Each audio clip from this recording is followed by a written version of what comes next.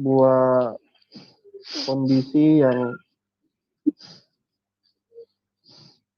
menurut saya sangat berbahagia sekali, di mana kita kemarin baru saja merayakan hari raya kita, Idul Adha, dan diajarkan di sana sebuah bentuk pengorbanan, bentuk daripada memberikan sesuatu karena Allah Subhanahu wa Ta'ala. Maka dalam kesempatan kali ini juga kami dari yang bisa disebut dengan orang-orang yang menyumbangkan waktunya, menyumbangkan apa yang dimilikinya untuk Allah Subhanahu wa Ta'ala. Insyaallah di kesempatan kali ini akan mencoba untuk memberikan sebuah persembahan juga, tapi dalam bentuk yang lain, yaitu dalam bentuk ilmu, khasanah keilmuan, yang mudah-mudahan bisa bermanfaat untuk seluruh kaum muslimin ataupun seluruh mereka yang menyimak acara ini. Beberapa waktu yang lalu saya menyimak dan kita semua menyimak, ada seorang pendeta, saya tidak usah menyebutkan inisialnya, saya sebutkan namanya saja langsung, yaitu bernama Bapak Saifuddin Ibrahim, membuat sebuah live streaming dan memberinya judul Paradigma Al-Quran dan Alkitab. Judul ini sebenarnya cukup netral, tapi ketika misalnya sudah masuk ke dalam inti pembahasan dan Pak Saifuddin mulai menerima telepon, maka ada banyak sekali syubhat yang diluncurkan oleh Pak Saifuddin Ibrahim yang membuat kami merasa sebagai seorang muslim wajib untuk kami menanggapinya. Jadi acara ini yang judulnya tertera di layar Anda adalah bentuk daripada upaya untuk menimpali apa yang sudah disampaikan oleh Bapak Saifuddin Ibrahim. Oke. Nah, di antara yang dijabarkan oleh Pak Saifuddin Ibrahim adalah tentang originalitas atau orisinalitas Al-Quran. Pak Saifuddin Ibrahim menyinggung tentang Mushaf Utsman yang dibakar, ya, dan menyinggung banyak ayat-ayat Al-Quran yang menurut beliau sepatutnya tidak usah lagi dipakai oleh kaum muslimin. Syubhat-syubhat yang menurut saya perlu kita counter juga dengan ilmu, dan saya ingin kita objektif dalam menilai hal tersebut, sehingga saya ingin mencoba untuk membawakannya dari perspektif yang objektif atau dari dua sisi. Ya, karena kebiasaan daripada orang-orang yang menjual agama adalah seperti menjual kecap. Apa yang bagus adalah miliknya, produknya adalah yang paling bagus. Nah, di dalam Geraha Mu'allaf ini kita coba membangun kajian ilmiah, dan kita persilakan kepada mereka yang menyimak acara ini untuk mengambil kesimpulan dan menggunakan nalar logika yang mereka miliki. Di sini sudah hadir juga Ustadz Peta Buyung dan Ustadz Fakhruddin yang insya Allah akan menambahkan apa yang saya sampaikan. Yang saya akan mulai dengan bagaimana sih Alkitab itu sendiri. Apakah Pak Saifuddin Ibrahim pernah melihat atau tahu, minimal tahu sejarah kanonisasi Alkitab itu sendiri? Bagaimana Alkitab itu terbentuk, ya? How the Christian get their Bible? Bagaimana orang Kristen itu mendapatkan Bible-nya? Nah, itu yang mungkin akan saya coba jabarkan, sehingga mudah-mudahan ini bisa menjadi pemantik agar Pak Saifuddin Ibrahim mau berdialog dengan kami di dialog yang ilmiah, diskusi yang bisa membawa menghindari miskonsepsi, misinterpretasi, dan fitnah yang selayaknya tidak ada di dalam dialog lintas agama. Saya ingin tolong dimunculkan slide saya dulu. Saya coba jabarkan ini singkat saja, karena ini sebenarnya pembahasan yang sebenarnya bakal sangat panjang. Bisa ditampilkan slide-nya?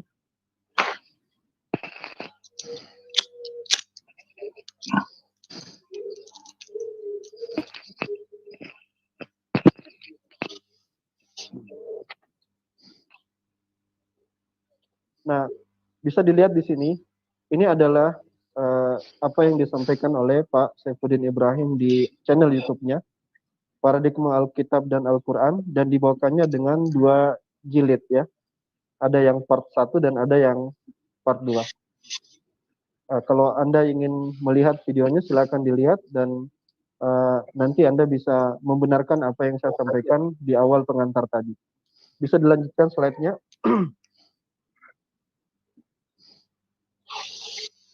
Slide-nya tolong. Nah, Pak Saifuddin, kalau Anda menyaksikan video ini, saya pribadi menantang Anda untuk mari kita berdebat tentang Alkitab dan Al-Quran. Daripada monolog, mari kita berdua berdebat tentang Alkitab atau Al-Quran, atau dengan siapa saja yang Anda mau dari pembicara pada kesempatan hari ini. Tantangan ini terbuka, sekali lagi, agar dialog antara lintas agama itu menjadi lebih terbangun dan lebih ke arah yang konstruktif dan positif. Ya, jadi bagi Anda yang kenal dengan Pak Saifuddin Ibrahim atau Pak Saifuddin Ibrahim sendiri, marilah kita berdialog tentang masalah ini di Geraha Tauhid ini, Geraha Mu'alaf maksud saya, di mana semua insya Allah akan dengan adil, waktu yang betul-betul tertata. Oke. Nah, sekarang saya masuk ke materi ya. Tolong dimasukkan slide berikutnya. Slide berikutnya. Nah, ketika Pak Saifuddin Ibrahim menyinggung salah satu qiraat ya, atau penjelasan di dalam Al-Quran tentang varian bacaan, di dalam Alkitab bagaimana dengan varian bacaan? Ternyata di dalam Alkitab tidak ada varian bacaan, yang ada adalah varian manuskrip. Kalau di slide yang saya tampilkan ini adalah capture ya, yang di-capture dari salah satu YouTuber Kristen, di mana di situ sangat jelas tertera bahwa di dalam Alkitab itu ya ada 500.000 varian. Nanti saya akan jelaskan lebih lanjut agar yang mendengar ini bisa paham. Nah, varian yang dimaksud di sini adalah estimasi saja ya. Dari sekitar 5.800-an manuskrip. Manuskrip itu adalah sesuatu yang ditulis oleh manusia, baik dari dulu sampai sekarang, itu memiliki jumlah varian yang sangat banyak. Jadi perbedaan itu bukan perbedaan di dalam Alkitab sendiri, tidak. Tetapi di dalam sumber asli daripada Alkitab itu. Jadi varian yang dimaksud adalah sumber asli dalam Alkitab itu. Nah, di dalam Alkitab sendiri, jumlah kata itu hanya sekitar 100.000 lebih. Sementara jumlah varian, jumlah perbedaan di dalam Alkitab itu mencapai 500.000. Ini sebenarnya fakta yang sedikit amat mencengangkan bagi mereka-mereka yang meyakini bahwa Alkitab itu adalah sumber ilahi, yang mana dari Kejadian sampai Wahyu itu adalah merupakan firman Tuhan yang betul-betul terjaga. Nah, fakta ini jarang sekali dibahas oleh orang-orang Kristen. Yang anehnya mereka bisa membahas tentang varian bacaan di dalam Al-Quran.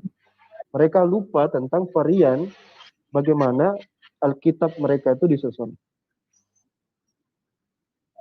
Bisa ditampilkan slide paling akhir, slide yang paling atau mungkin slide ke-7, atau digeser-geser sedikit dulu. Ya, geser dulu sedikit. Nah, lagi. Nah, ini. Ya, enggak, yang tadi. Yang ada banyak gambar,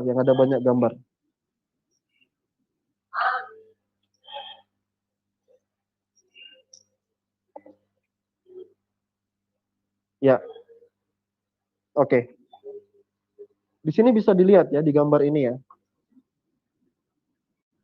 Bagaimana ya proses pembentukan sebuah kitab suci, khususnya Alkitab itu sendiri.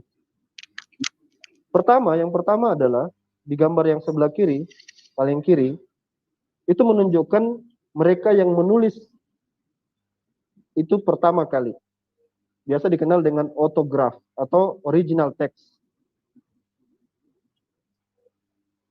Kalau mereka belajar sejarah, di dalam pakar-pakar Alkitab menerangkan dengan sangat jelas bahwasanya Alkitab itu tidak memiliki original text. Original text yang di abad ke-1 itu tidak ada. Mereka tidak menemukan itu. Yang ada adalah apa? Kopian dari kopian dari kopian dari kopian. Ya, saya ulangi. Mereka tidak punya original text.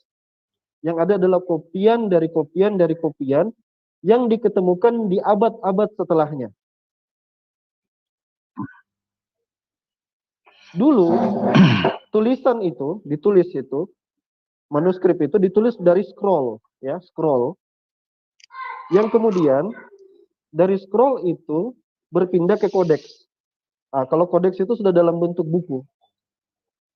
Scroll yang tertua yang ada di gambar, ya coba dilihat itu yang di baris kedua. Tadi kan sebelah kiri, nah sekarang yang kedua. Di situ ada kayak papirus-papirus, lembaran-lembaran kecil. Itu adalah manuskrip-manuskrip yang diketemukan di abad perkiraan abad kedua dan ketiga. Dan itu sangat tidak lengkap, banyak bolong-bolong, ya, banyak yang tidak lengkap di situ. Ya. Itulah mengapa papirus-papirus ini tidak dijadikan dasar untuk membuat Alkitab. Ya. Alkitab dibuat juga tidak dengan kodeks-kodeks yang ada ini. Kalau kita bicara tentang King James Version, ya, yang ada di gambar di sebelah kanannya, di sebelah kanan papirus itu, di situ kalau kalian lihat, saya pakai HP ya kurang jelas, ada Textus Receptus, itu adalah Alkitab yang dibuat berdasarkan manuskrip di abad ke-9 sampai di abad ke-15. Jadi bukan berdasarkan manuskrip-manuskrip awal. Ya, bukan berdasarkan manuskrip-manuskrip awal. Apa yang terjadi? Artinya Alkitab itu ditulis berdasarkan kopian 1000 tahun setelah Yesus itu wafat. Saya ulangi, jadi original teksnya tidak ada. Abad ke-1, abad kedua yang paling tua itu pun hanya berbentuk ATM kecil. Nanti lalu dari mana Alkitab yang dimiliki sekarang ini yang tebal itu ada? Dia itu berasal dari manuskrip-manuskrip yang ditulis yang didapat dari abad ke-9 sampai ke-15. Sosok yang membuatnya adalah yang bernama Erasmus itu. Nah, yang bagian bawah ini adalah kodeks. Yang bagian bawahnya ini kodeks yang ada berbentuk buku di situ ya. Ada Sinaiticus dan ada Vaticanus. Itu kodeks itu. Nah, itu sendiri ditemukan setelah TR itu ditemukan. TR itu dibuat. Ya. Jadi akhirnya karena ditemukan belakangan gambarnya sederhananya gini.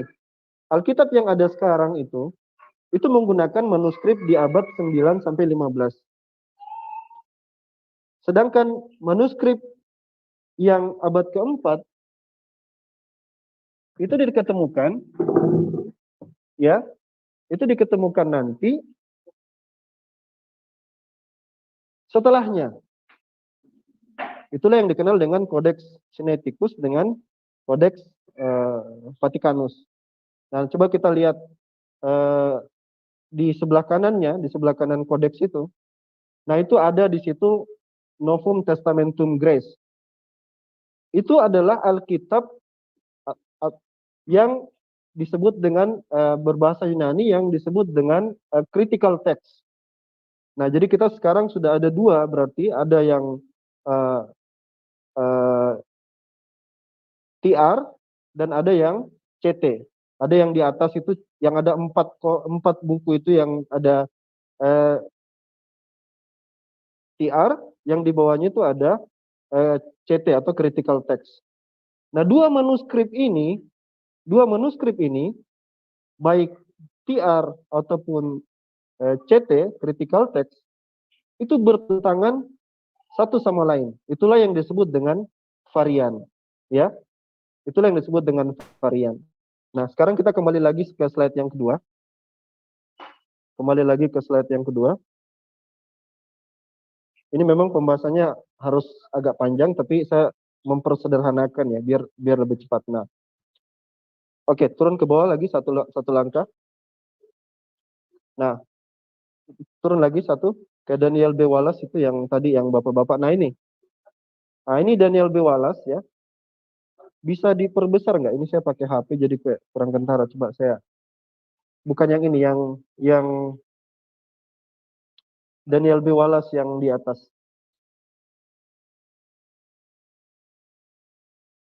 Nah ini.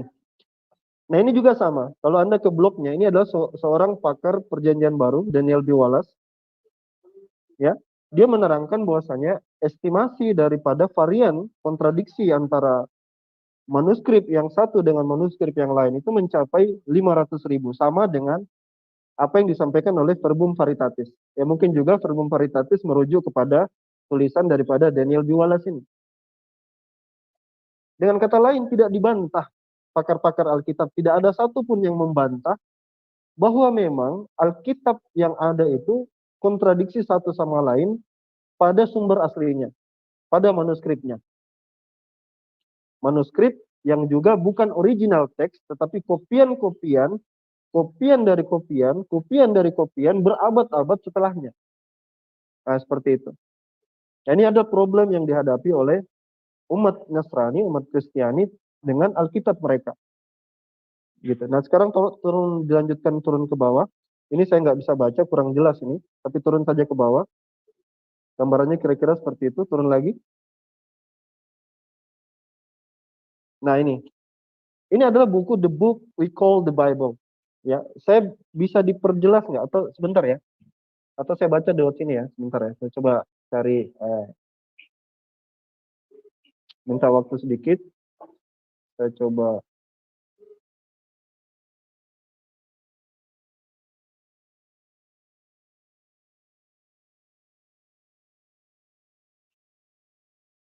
Oke, saya bacakan di sini ya. Ya. Yang di garis merah itu, how sad it is that we don't have any of the original autograph. Ya. Jadi di buku The Book We Call the Bible ini dikatakan betapa sayang sekali atau sangat menyedihkan, bisa diartikan gitu, bahwa kita itu tidak punya original autograph. Kita tidak punya original text asli. The manuscript containing the original writing of either the Old or the New Testament writers. Baik yang di perjanjian baru atau di perjanjian lama, itu tidak ada original teksnya. Nah, kalau tidak ada original teksnya, dari mana Alkitab itu disusun? Itu kan pertanyaan besarnya. Kalau tidak ada original teksnya, dari mana Alkitab itu disusun? Nah, itu tadi, saya jelaskan tadi, kalau kita merujuk kepada King James Version misalnya, mereka kembali kepada mereka kembali kepada TR ya. Nah, sekarang bisa dilanjut lagi slide-nya. Turun lagi. Nah, ini adalah bentuk papirus yang ada di abad kedua. Di pertengahan abad kedua, dan ini tidak bisa dijadikan sandaran untuk membuat Bible, tidak bisa. Nah, bisa dilanjut lagi.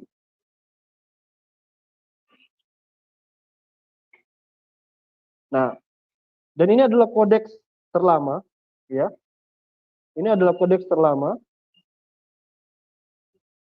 yang dimiliki oleh mereka. Jadi ditemukan jauh setelah TR dibuat. Kodeks terlama ini adalah Kodeks Sinaiticus dan Kodeks Vaticanus. Ini adalah dasar yang dijadikan oleh khususnya critical text untuk membuat Alkitab in IV misalnya, ya, New International Version. Nah, jadi bagaimana menjelaskan gampangnya ya, bahwa di sana ada dua manuskrip yang saling bertolak belakang antara satu dengan yang lain. Dan ini semua adalah kopian-kopian saja. Alkitab itu dibuat dari kopian-kopian dan bukan daripada original text. Bisa dilanjutkan lagi sedikit? Lanjut lagi. Nah, ini kalau kita mau lihat secara online ya, kodeks yang tadi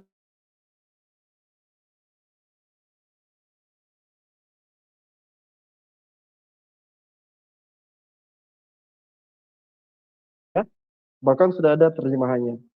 Nah, jadi akses untuk mendapat itu sudah semakin mudah untuk kita meneliti sumber-sumber Alkitab itu seperti apa.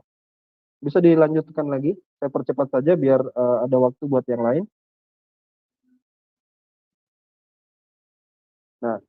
Nah, yang sebelah itu adalah majority text. Majority text atau biasa dikatakan Byzantium type text. Kemudian yang minority text biasa disebut dengan Alexandria type text. Nah, Alexandria text type atau disebut juga dengan critical text, majority versus minority, inilah yang disebut dengan variasi atau pertentangan. Jadi kalau kita bicara tentang Alkitab di dunia ini, banyak versi, itu bukan berarti terjemahannya beda-beda, tidak. Tetapi versi betul-betul perbedaan versi di dalam manuskrip. Nanti ada contohnya, nanti saya kasih lihat. Jadi bagaimana mungkin kita bicara tentang Quran, variasi kiroat, bacaan, lantas mereka lupa tentang hal yang seperti ini. Perbedaan yang justru ada pada manuskripnya. Dilanjutkan lagi. Lanjut lagi. Ya, ini lanjut lagi. Ini alur Alkitab. Oke, atau berhenti di sini dulu. Berhenti di alur Alkitab dulu. Berhenti dulu di alur Alkitab. Yang tadi yang ada gambar banyak itu. Setelah ini. Bukan. Bukan. Ini. Nah, ini. Nah, jadi yang tadi.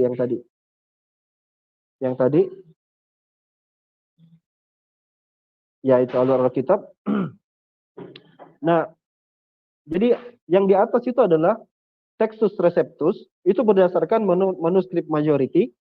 Lalu yang di bawah ini, yang ada 4 juga itu, ada yang berwarna coklat dan ada kekuning-kuningan itu namanya Nestle Aland Novum Testamentum Grace, ya.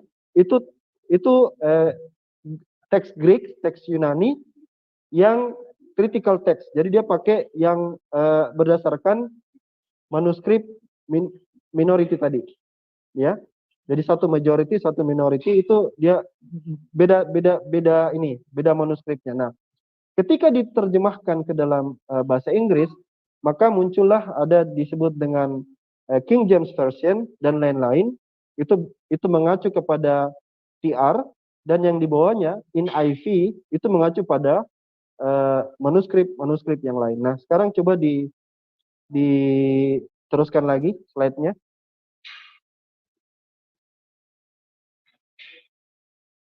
Diteruskan lagi. Nah, cukup di sini. Nah, perbedaan manuskrip itu menghasilkan apa? Various contradiction and omission in the Bible translation. Akhirnya bertolak belakang antara satu dengan yang lainnya. Nestle Aland sekarang sudah sampai ke edisi ke-28. Mengakibatkan bahwa masalah ini akan terus timbul tentang mereka mencari bagaimana yang sebenarnya yang benar. Jadi ini seperti hadis ya. Seperti ada hadis beberapa riwayat gitu. Jadi ada hadis satu riwayat, ada hadis lagi satu riwayat. Mana riwayat yang benar? Ini yang mereka masih akan perdebatkan terus-menerus, dan itu yang disebut dengan varian. Jadi variannya bukan lagi di dalam Alkitabnya, tetapi dari sumber aslinya. Bisa diteruskan? Nah, itu ada contohnya di situ. Di omission and addition itu ada contohnya, ya. Mungkin bisa dilihat, ya. Nah, di situ ada perbedaan seperti di Matius 9 ayat 13 itu. Di King James itu lain, New International lain, ya. Kenapa berbeda? Karena tadi perbedaan manuskrip yang diambil. Di King James Version dia pakai manuskrip majority, New International dia pakai manuskrip yang lain. Makanya ada satu tidak ada kata repentance, yang satunya ada sinners. Yang satu pakai repentance, satu sinners. Kalau di sini perbedaannya hanya kata, tetapi di beberapa varian yang lain yang ada yang diperkirakan mencapai 500.000 varian, itu kadang perbedaannya sangat signifikan, dan itu mungkin akan kita bahas di lain waktu, ya. Intinya kita pahami bahwa varian itu real dan ada di dalam manuskrip dari Alkitab, ya. Oke, lanjut lagi slide-nya, Gus. Terakhir mungkin saya agak percepat. Ini sudah tidak terasa sudah 30 menit. Nah, ini titik poinnya. Kalau ada yang bertanya, kenapa ada ayat Alkitab yang hilang? Ini jawabannya, ya. Kita lihat di situ di King James Version, ya. Di situ nampak ada yang yes, yes, yes, yes, yes, dan sebelahnya itu adalah versi Injil yang lain, remove, remove, remove, remove, remove. Ada yang masih dipertahankan di King James Version, ayat itu masih ada. Di situ disebutkan dengan jelas, ya, di Matius, Markus, Lukas, ya, Kisah Para Rasul. KJF masih ada. Yes, yes, yes, yes, yes. Yang lain remove, remove, remove, remove, remove. Bagaimana bisa ada ayat yang dihapus dan ada ayat yang di Alkitab yang lain masih ada? Itu adalah bukti bahwasanya perbedaan manuskrip yang mereka pakai dan sampai sekarang akan terus menjadi problematik dikarenakan 500.000, ya. Saya bisa dibayangkan, ya, 500.000 varian antara satu dengan yang lain. Jadi Saudara Saifuddin Ibrahim ketika berbicara tentang kiroat, benar-benar melupakan Alkitab dan menaruhnya di dalam laci. Dia tidak membaca Alkitabnya, dia tidak tahu sejarah Alkitabnya, lalu kemudian menyerang Quran dengan kiroat-kiroatnya. Demikian gambaran dari saya. Karena menjelaskan ini sangat panjang, saya tantang saja Pak Saifuddin Ibrahim untuk kita duduk dan diskusikan ini. Terserah Anda ingin bahas dari sisi Quran, dan saya juga akan coba membahas dari sisi Alkitab. Dan saya akan berikan juga kesempatan kepada Pak Saifuddin untuk memilih dari ketiga kami, mau Ustadz Fakhrudin atau Ustadz Peta Buyung, terserah siapa. Asalkan Anda bersedia duduk dan berhenti menyebarkan fitnah yang tidak benar. Nah, itu yang kami harapkan agar dialog ini jadi lebih objektif dan ilmiah. Demikian mungkin penjabaran dari saya, Ustadz Peta, Ustadz Fakhrudin, dan teman-teman sekalian yang menyimak. Jazakumullah khair. Kesimpulan saya yang terakhir adalah bahwa varian di Alkitab itu terbukti, tidak ada yang mengingkarinya, kata Daniel B. Wallace, kecuali orang yang tidak waras. Terima kasih. Wassalamualaikum warahmatullahi wabarakatuh.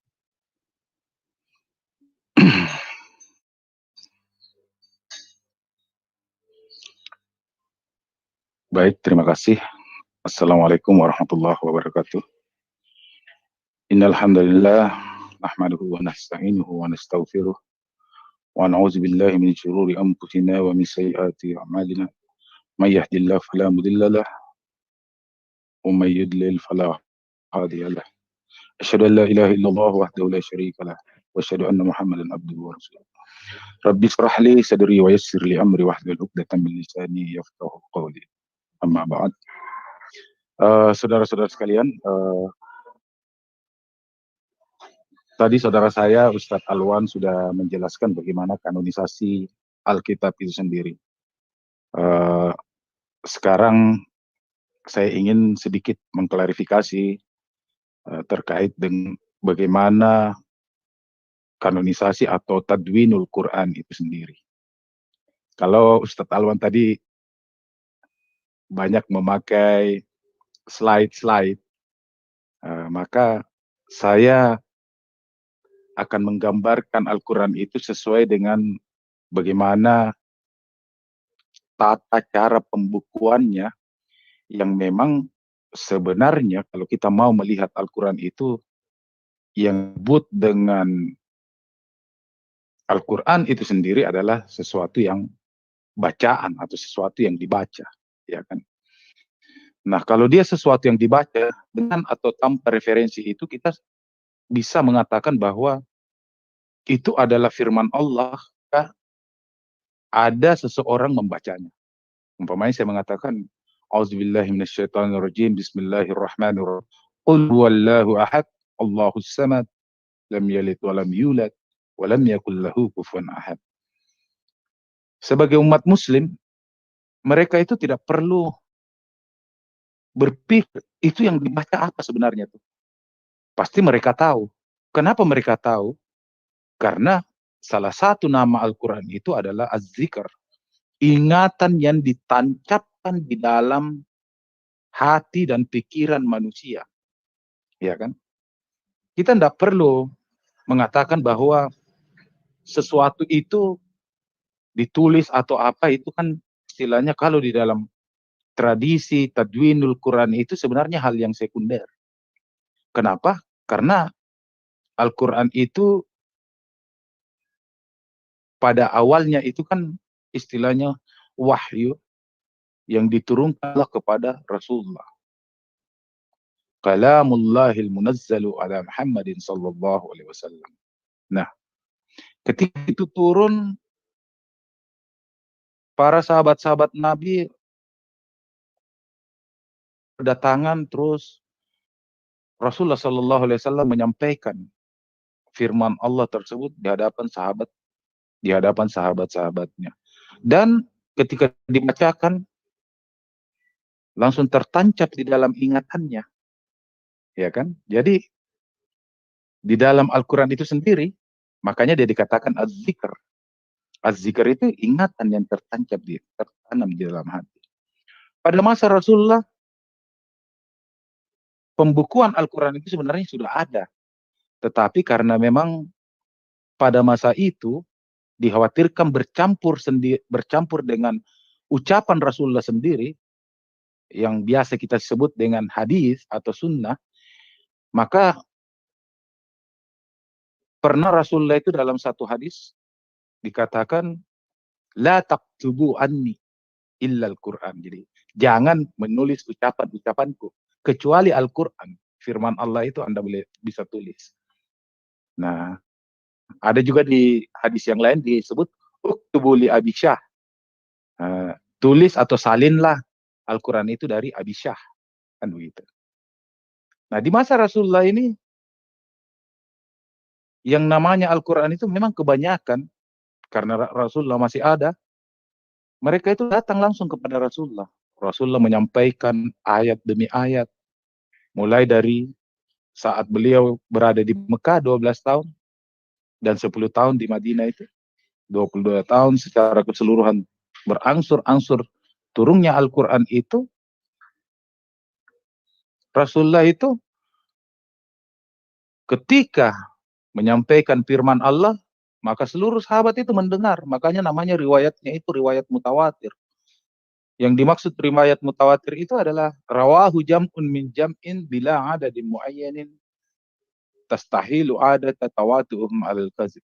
Jadi yang namanya Al-Quran itu adalah riwayat yang betul-betul itu banyak. Jam'un bin jam'in bila adadin muayyanin. Banyaknya itu bahkan tidak bisa dihitung, ya kan? Jadi sahabat-sahabat Nabi itu ketika dia berkumpul umpamanya di Masjid Nabawi begitu, semuanya mendengarkan dan itu langsung diriwayatkan secara keseluruhan. Nah, tastahilul adata tawatuhum alal kasib. Mustahil itu akal pikiran kita atau kebiasaan kita itu menyatakan bahwa itu riwayatnya bohong. Karena banyaknya itu manusia. Bahkan kalau di dalam satu hadis itu, penduduk Madinah itu, jangankan maksudnya muslim, yang non muslim aja itu mencari-cari tahu periwayatan dari Al-Quran itu sendiri. Artinya firman Allah itu yang disampaikan dari Rasulullah kepada sahabat-sahabat itu diperdengarkan.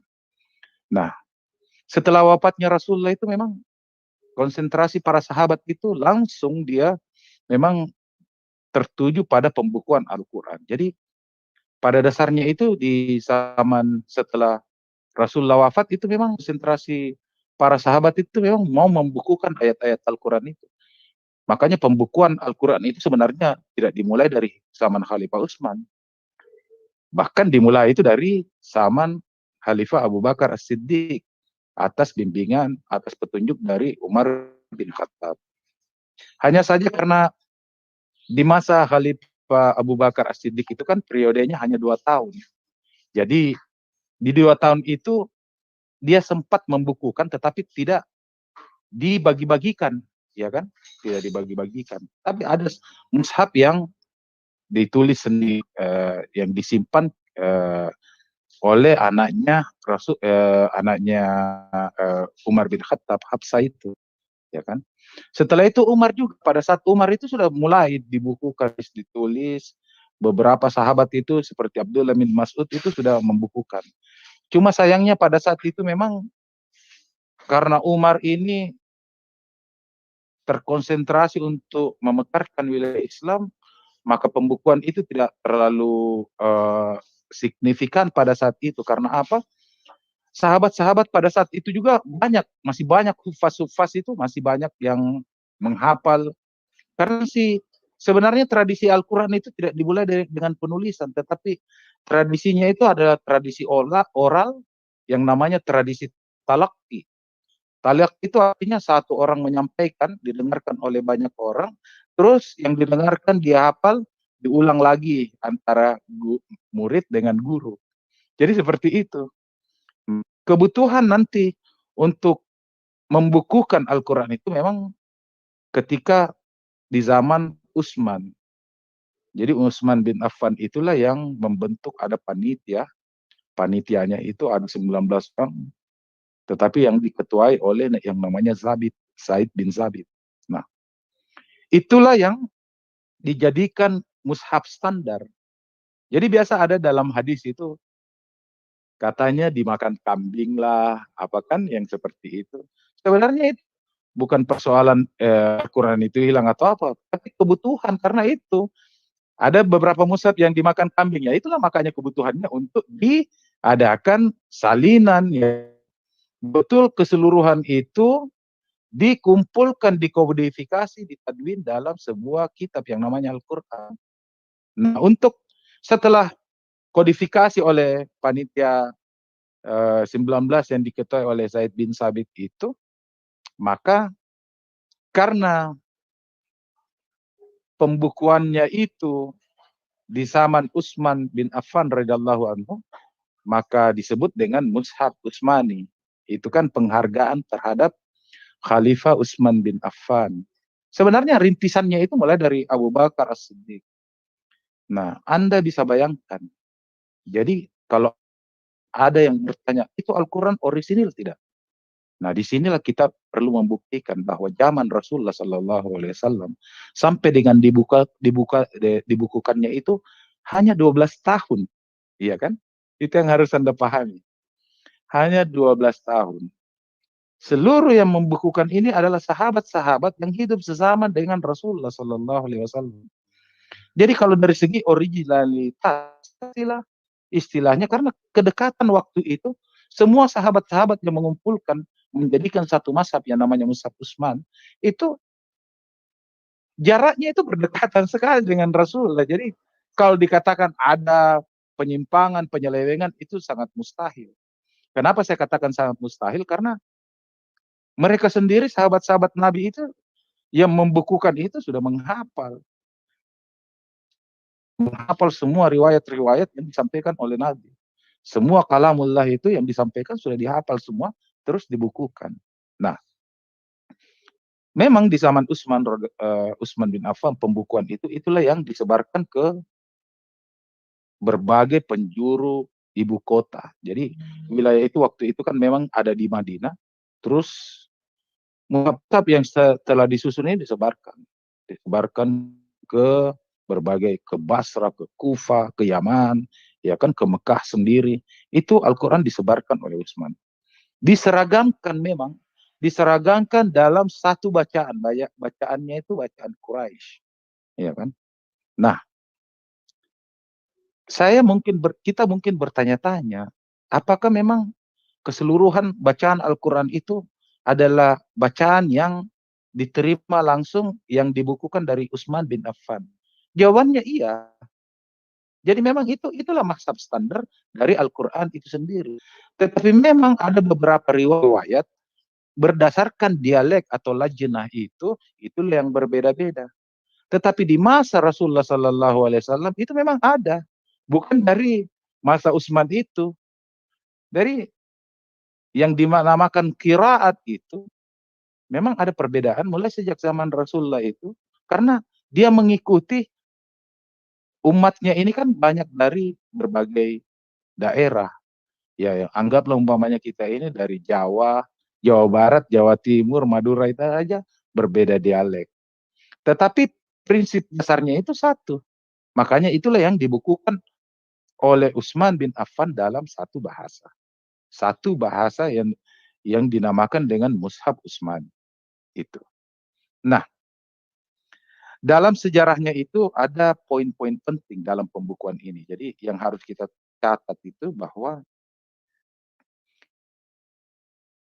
yang pertama mendengarkan Al-Quran itu di masa Rasulullah adalah istrinya, yaitu Khadijah, ya kan? Karena waktu pertama kali itu dalam sejarah Rasulullah menerima surah Al-Alaq, yang pertama kali dia mendengarkan ayat firman Allah itu dari Rasulullah adalah istrinya sendiri, Khadijah, ya kan? Nah, di sini biasa timbul pertanyaan orang kafir, siapa yang menyaksikan itu? Nah, di sinilah terlihat orisinal Al-Quran itu sendiri. Bahwa Rasulullah pada saat menerima wahyu itu belum punya umat. Jadi secara logika belum ada memang. Makanya dia memperdengarkannya pada orang terdekatnya, yaitu istrinya sendiri. Jadi kalau dikatakan siapa saksinya, ya belum ada pada saat itu. Makanya disebutkan oleh Al-Quran sendiri itu, saksi yang terbaik itu ya Allah. Wa kafa billahi syahida. Karena memang pada saat itu, kalau dianggap Al-Quran itu waktu pertama kali diterima, ya Rasulullah itu belum menyiarkan itu, belum menyiarkan yang namanya umat, sahabat-sahabatnya itu belum ada yang tahu. Makanya kalau dikatakan ayat pertama itu belum ada saksinya, ya benar. Tetapi apa? Waqafa billahi syahida. Dan itu kan semua firman-firman Allah itu nanti diuji kebenarannya. Nah, ketika disampaikan kepada para sahabat itu semua, barulah diketahui memang semuanya mengandung kebenaran. Iya kan? Yang kedua itu dalam sejarah yang patut untuk didengarkan bahwa pertama kali Al-Quran itu diperdengarkan ke penduduk khalayak banyak itu dilakukan oleh Abdullah bin Mas'ud ketika dia di Mekah. Ketika masih pertama kali itu secara diam-diam, Abdullah bin Mas'ud itulah yang pertama kali itu datang ke Ka'bah dan menyuarakan Al-Quran itu sendiri. Itu yang harus kita tahu sejarahnya. Dan Abdullah bin Mas'ud ini salah satu sahabat Nabi yang memang kepakarannya di dalam bacaan, terus riwayat, dia memang diakui oleh para sahabat.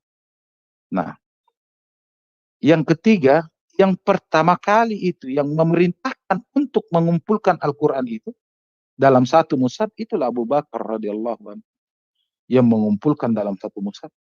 Itu atas usulan Umar bin Khattab radhiyallahu anhu. Terus yang pertama kali mengumpulkan surah-surah dalam satu mushaf itu kan berbeda dengan Al-Quran ini sendiri. Surah dalam satu mushaf itulah sahabat Rasulullah Sallallahu Alaihi Wasallam yang bernama Zaid bin Sabit. Jadi ada turun temurun ini. Nanti yang kita lihat.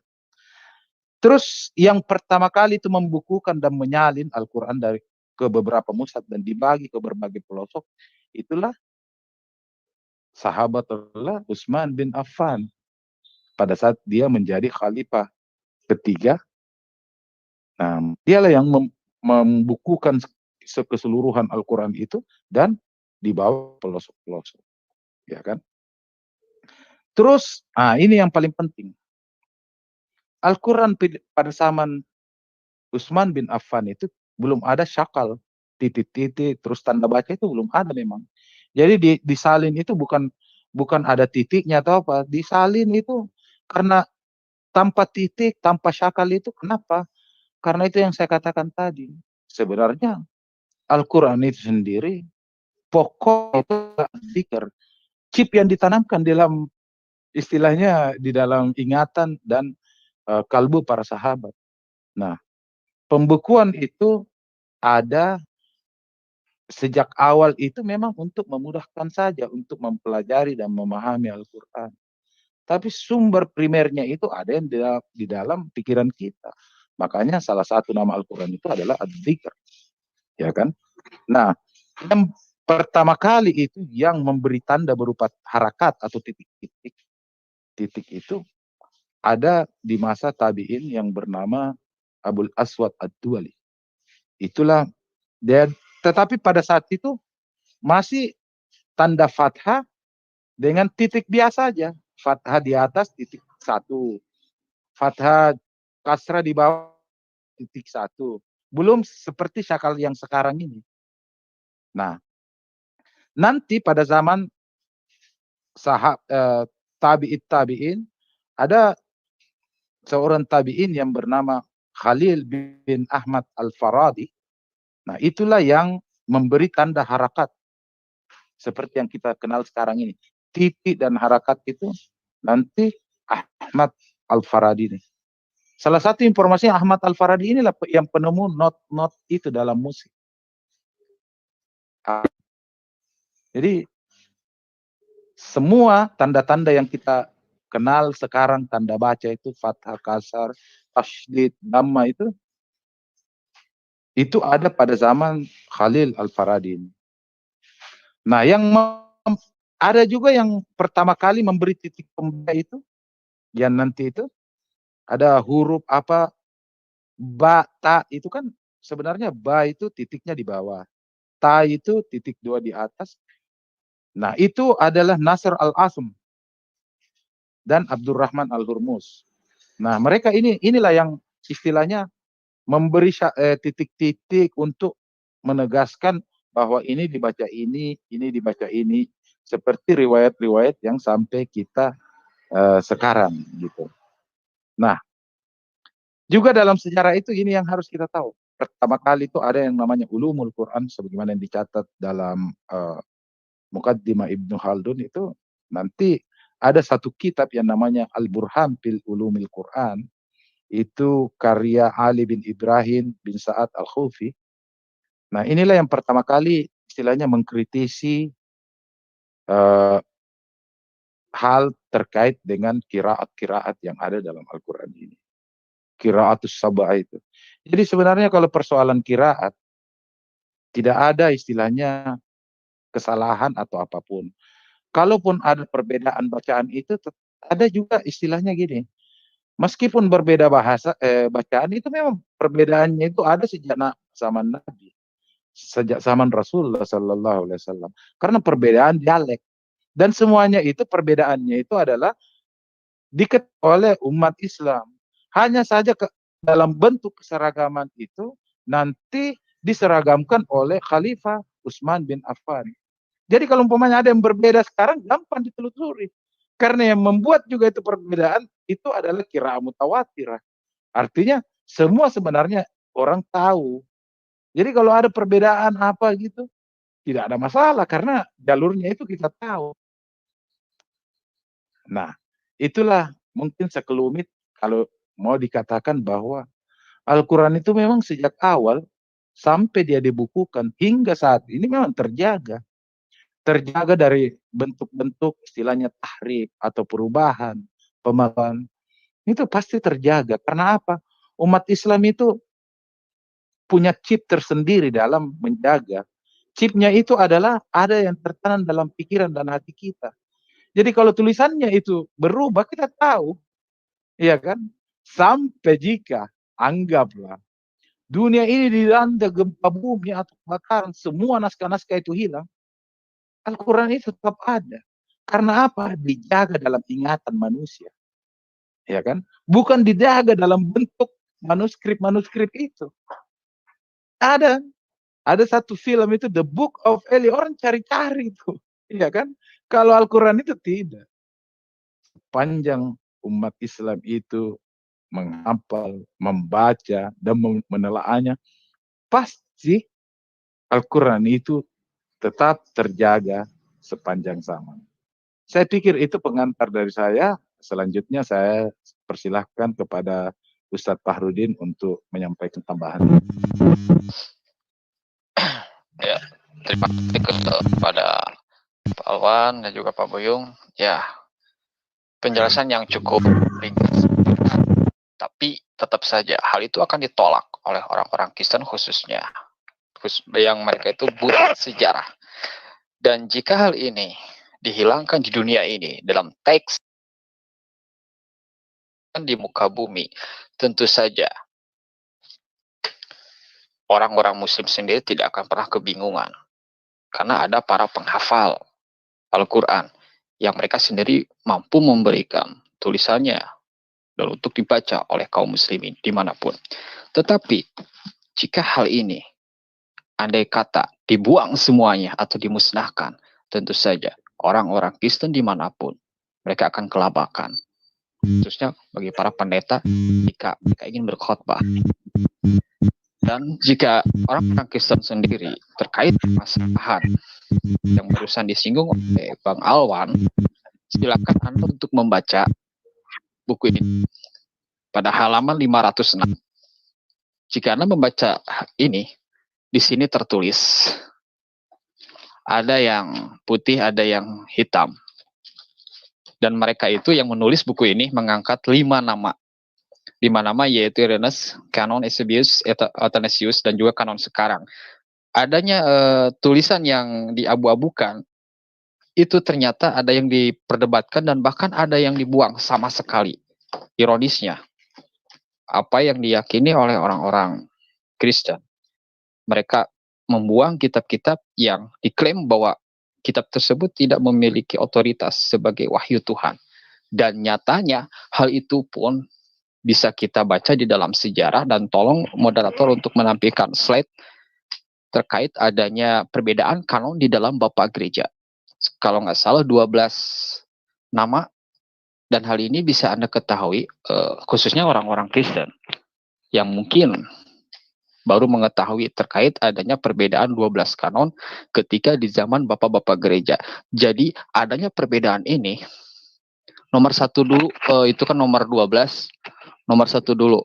Nomor 1 itu saya kasih tulis judul perbedaan kanon di kalangan Bapak Gereja, itu nama 9 sampai 12.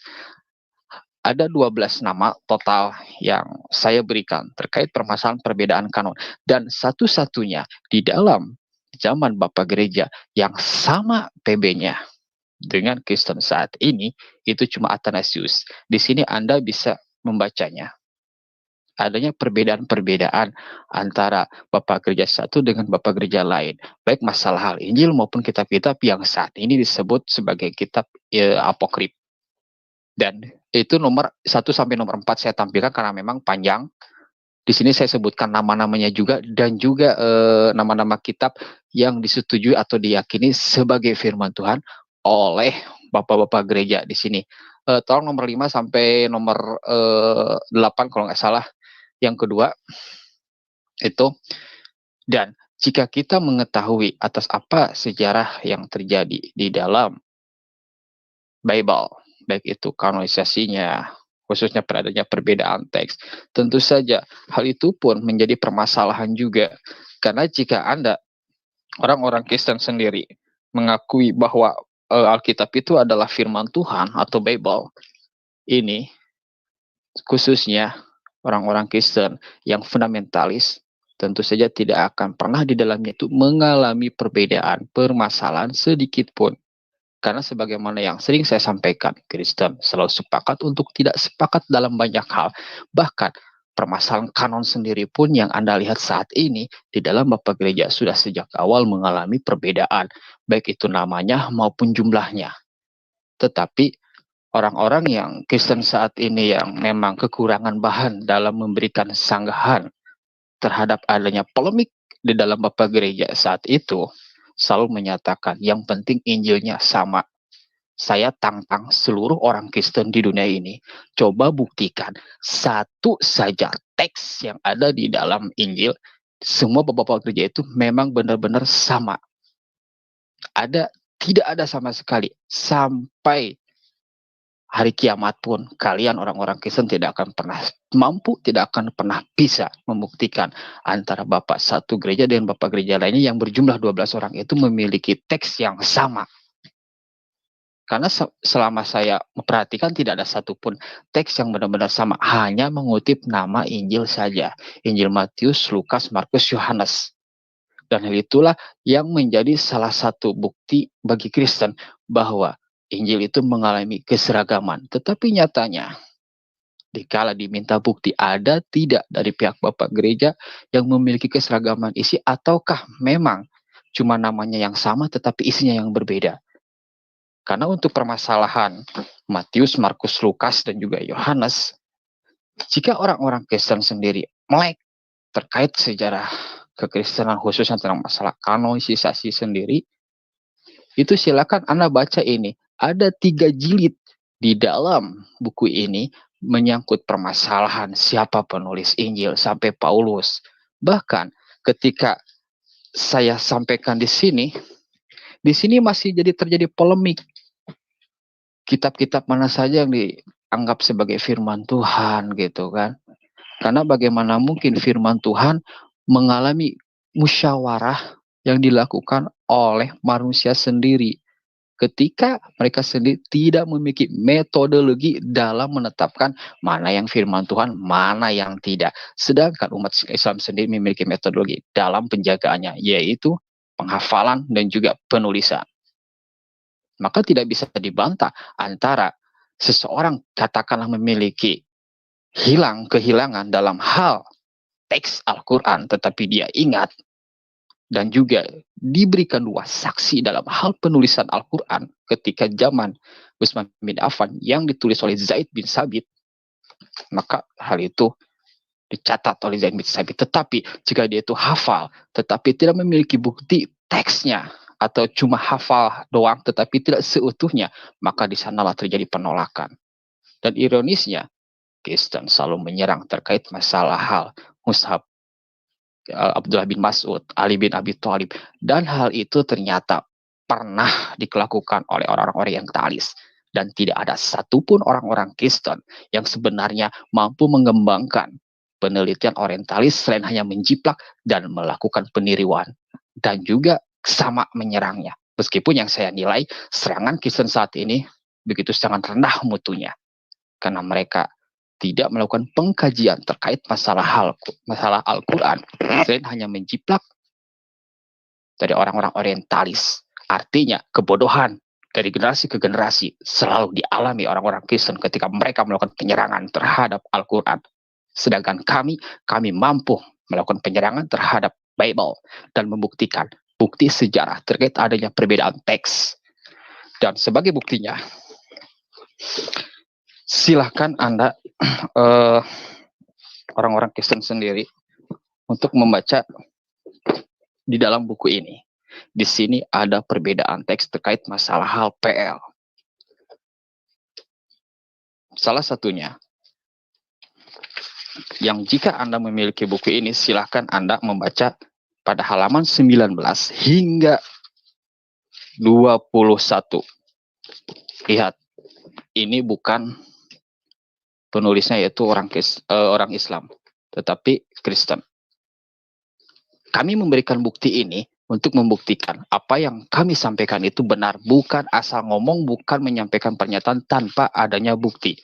Dan jika Anda membaca pada halaman 20 terkait masalah Ayub, di sini dibuktikan antara adanya perbedaan teks Ibrani atau teks Tulis Masoret dengan teks Yunani pada Ayub pada pasal 14 ayat 14. Pada teks Ibrani saya bacakan, teks Masoretnya, kalau manusia mati dapatkah ia hidup lagi, maka aku akan menaruh harapan selama hari-hari pergumulanku sampai tiba giliranku. Lalu bagaimana teks yang tertulis pada Septuaginta atau teks Yunani? Kalau manusia mati, dia akan hidup sampai dia menggenapkan hidupnya. Aku tetap menantikan sampai aku hidup kembali. Dari perbedaan teks tersebut, tentunya memiliki makna yang berbeda pula. Dan hal itu membuktikan bahwa Bible yang diyakini oleh orang-orang Kristen dan juga Yahudi bukanlah firman Tuhan. Yang menjadi pertanyaannya, yang selalu dihantam orang-orang Kristen terkait permasalahan ini adanya perbedaan antara Taurat, Injil, ataupun pertanyaan yang kalau tidak salah dari si Deki, kalau nggak salah, berarti Allah itu tidak mampu menjaga atas Taurat dan Injil. Manusia itu bukan robot. Allah berusaha menjaganya, tetapi manusia pun harus mampu memberikan juga penjagaan atas kitab-kitab yang diberikan oleh Allah melalui para nabinya. Apa yang menjadi pertanyaan, yang menjadi serangan orang-orang Kristen selama ini terkait adanya tudingan bahwa Allah tidak mampu menjaga kitab Taurat dan juga Injil. Itu semua dikembalikan oleh manusia. Karena manusia itu bukanlah robot. Dan ternyata tidak ada penjagaan yang benar-benar terjaga selama ini terkait adanya informasi di dalam Al-Quran. Al-Quran sendiri pertamanya itu menggunakan hafalan, lalu menggunakan tulisan. Berikut juga dengan hadis. Pertanyaannya, adakah zaman kala itu yang telah menggunakan metode yang dilakukan oleh kaum muslimin ketika tulisan itu atau suatu tulisan yang diyakini sebagai firman Tuhan tidak ada sama sekali. Yang ada cuma menyalin dan menyalin. Dan ketika penyalinan itu terjadi, permasalahan seperti hanya tulisan yang tidak jelas atau ada sambung menyambung, yang hal itu sering dilakukan oleh para sarjana dalam menyampaikan adanya perbedaan-perbedaan teks yang klasik. Tentu saja hal itu pun tidak membuktikan bahwa Bible itu firman Tuhan. Karena tidak ada satu pun teks yang benar-benar menjadi salinan yang utama, atau teks itu sesuai dengan generasi Yesus, katakanlah seperti itu. Karena jika teks yang seperti yang tadi saya sampaikan, hal ini Bible dibuang seluruh dunia, apakah mampu orang-orang Kristen melakukan recovery seperti hal ini kembali? Tidak ada satupun. Makanya ada 5.800 naskah itu terjadi. Kenapa bisa sampai terkumpul seperti ini? Mereka menggunakan sistem eklektik. Artinya mereka membandingkan berbagai perbandingan teks-teks atau naskah-naskah yang dianggap sama, maka dimasukkanlah menjadi teks seperti ini. Dan untuk masalah lain, Lembaga Alkitab Indonesia, mereka itu menggunakan teks Bizantium di antaranya. Jadi seperti halnya Alexandria, seperti yang dilakukan oleh Saksi Jehovah, mereka menggunakan teks dari Alexandria. Makanya ada beberapa ayat yang di dalam Injil itu bolong-bolong. Tapi bagi lain, mereka tidak saja menggunakan Alexandria, tapi juga teks-teks yang lainnya dicampur menjadi satu hingga akhirnya seperti ini. Lalu bagaimana tentang masalah hal yang terkait masalah PL seperti yang barusan saya singgung? Tolong untuk slide yang selanjutnya yang halaman 14. Moderator untuk ditampilkan. Slide halaman 14. Jika Anda memiliki buku ini, di sini akan tertulis pada halaman 14 adanya perbedaan kanon dibandingkan dengan Kristen lainnya. Di sini Anda bisa baca pada halaman 14. Ini penulisnya bukan seorang Muslim, tapi seorang Kristen. Di sini dituliskan Gereja Ortodoks Yunani dan Rusia menambahkan 1 Esdras 3-4 Makabe. Anda bisa membacanya. Bagaimana mungkin satu gereja, satu aliran berbeda dengan aliran lainnya? Lalu yang mana yang firman Tuhan? Begitu sangat beranikah Kristen?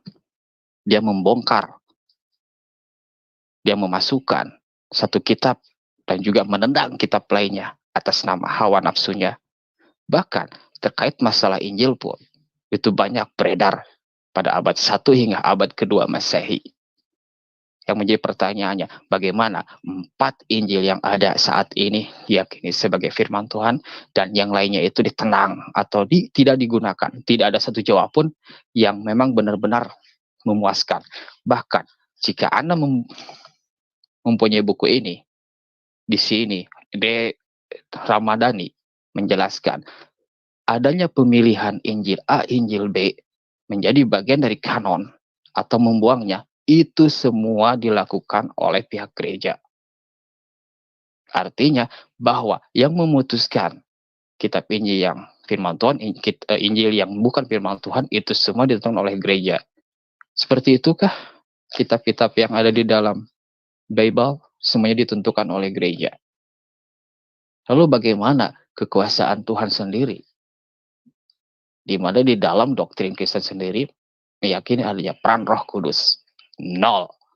Karena sejak awal di dalam Bapak Gereja, jika memang orang-orang Kristen selalu mengklaim jika seseorang menjadi Kristen maka dia akan dibimbing oleh Roh Kudus dan bahkan diilhami, yang tidak mengalami kesalahan tapi hidup dalam kebenaran. Tapi buktinya dengan adanya perbedaan naskah, perbedaan kitab-kitab yang ada di dalam Perjanjian Baru, sehingga saat ini dijadikan sebagai firman Tuhan, sejak awal mengalami perubahan.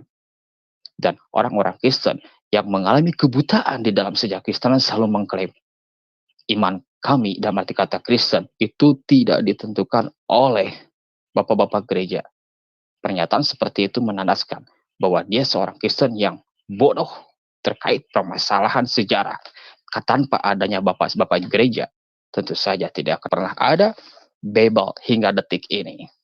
Dan satu-satunya bapak gereja yang sesuai dengan Kristen saat ini, Bible, yaitu Athanasius. Yang lainnya, semuanya memiliki perbedaan. Bagaimana mungkin firman Tuhan itu mengalami perbedaan, mengalami cocokmologi dengan keyakinannya masing-masing?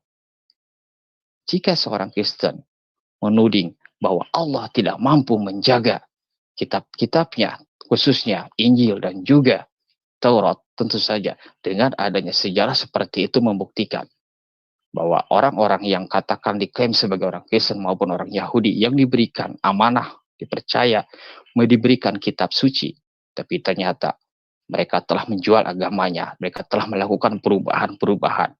Dan hal itu pun didukung pula oleh buku-buku yang barusan Anda lihat sendiri.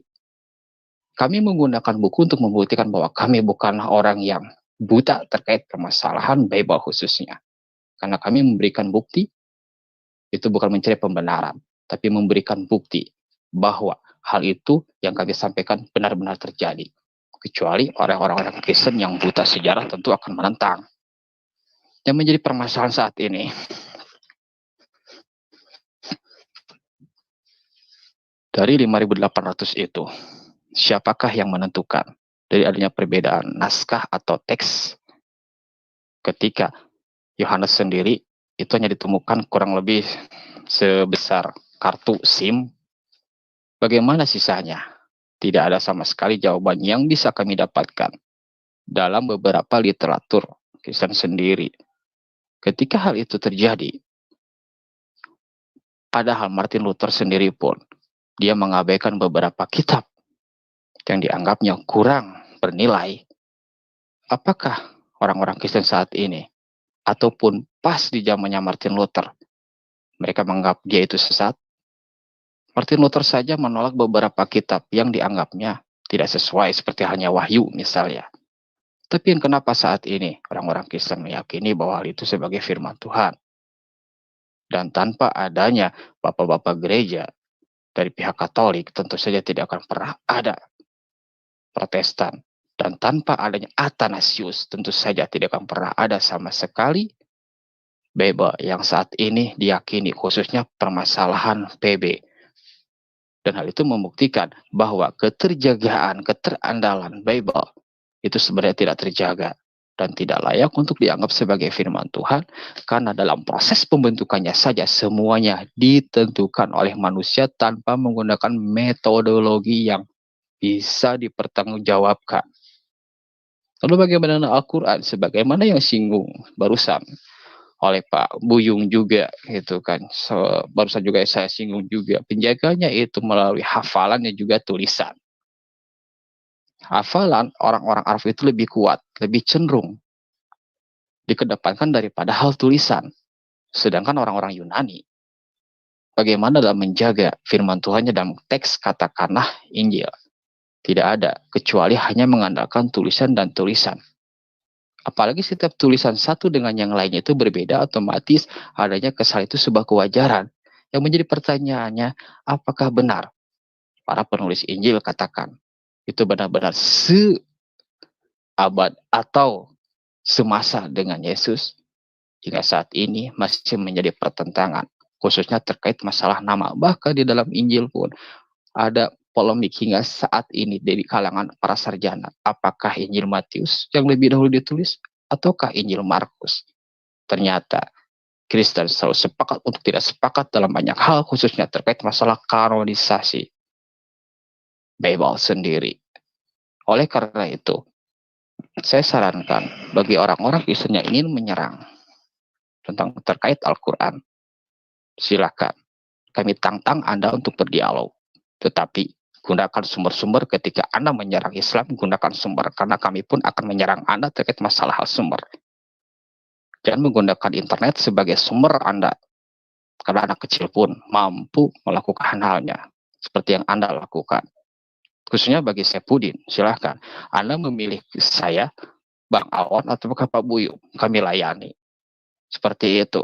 Namun, jika Anda tidak mampu memberikan bukti terkait atas apa yang Anda tudingkan kepada umat Islam, tetapi menyandarkan terhadap internet, maka Anda tidak jauh berbeda dengan seorang anak yang PAUD yang sehingga saat ini mampu melakukan internet, browsing ke sana ke sini.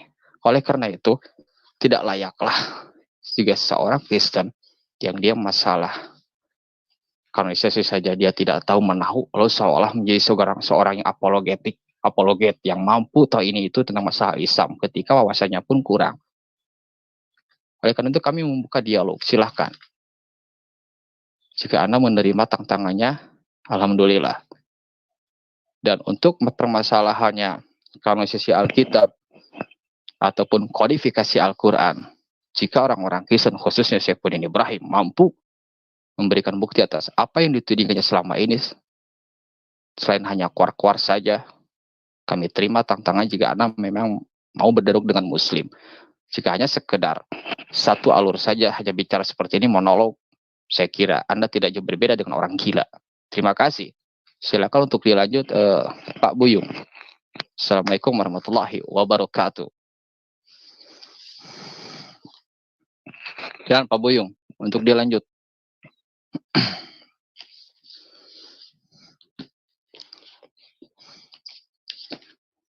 Atau mungkin ada pertanyaan dari para penonton, silakan. Saran saya sebelum para penonton itu menyerang umat Islam terkait masalah Al-Quran, berikan buktinya. Karena saya pun mampu memberikan serangan kepada Anda dan menggunakan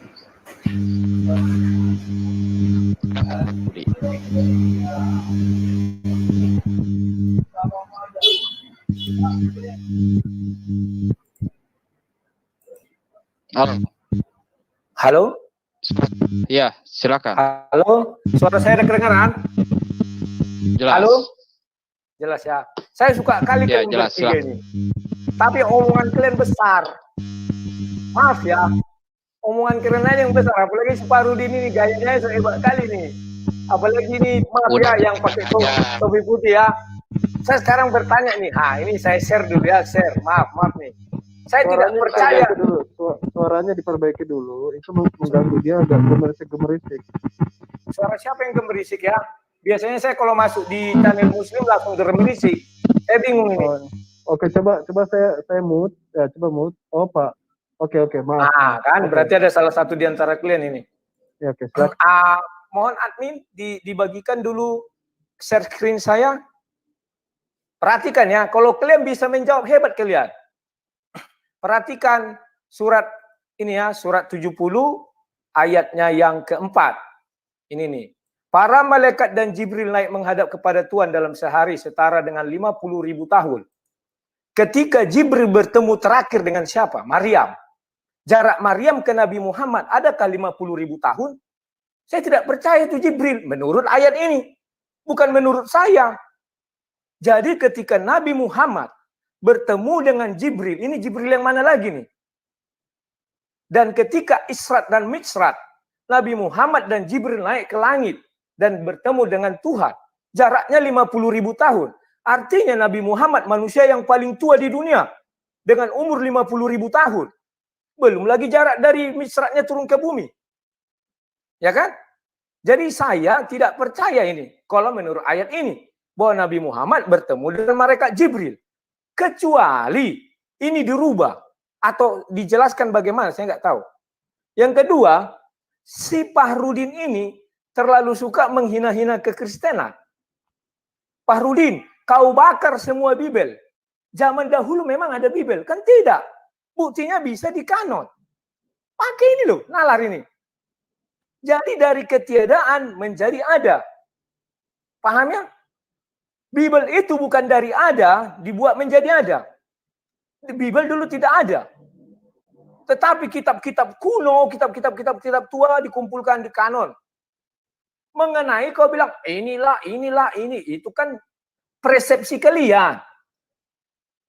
Karena kalian tidak hidup pada zaman itu. Apapun kalian bilang, tetap itu tafsir dan asumsi.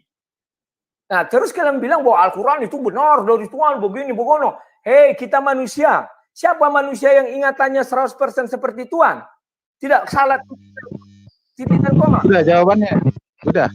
Tunggu dulu dong. Jangan langsung begitu. Sudah. Biar jelas kita bertanya jawab ini. Nah, oke, tolong kalian jelaskan yang pertama tadi dan kedua ini. Silakan. Itu suara siapa yang? Ya itu kan. Halo, itu mic siapa? Mic. Mic-nya Mas, mic-nya apa dianokan dulu Mas.